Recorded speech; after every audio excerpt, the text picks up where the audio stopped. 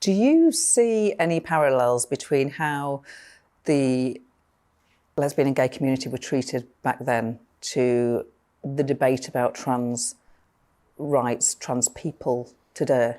I do a bit. I see some of the tone and some of the language used about trans people, the misunderstandings, and they remind me of some of the stuff that went on in the 80s with gay and lesbian people.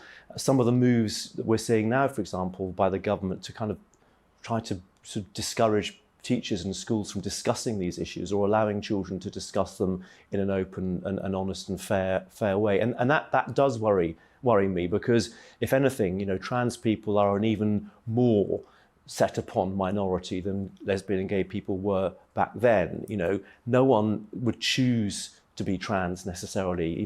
There are lots and lots of difficulties and problems you face in that situation.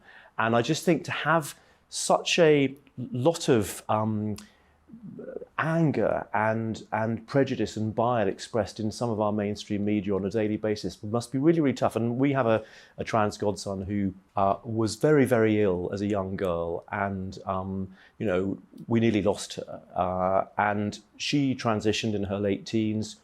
He is now a happy, well-balanced young man getting on with his life. And I just wish sometimes that people will come together and discuss these things with people who've got that lived experience, because I think so much of the commentary we see is not based on lived experience, is not based on having listened to the people who are in that situation. And I think if perhaps more people did, we'd have more tolerance and more mutual understanding. Do you think we're a long way from getting a trans member of parliament?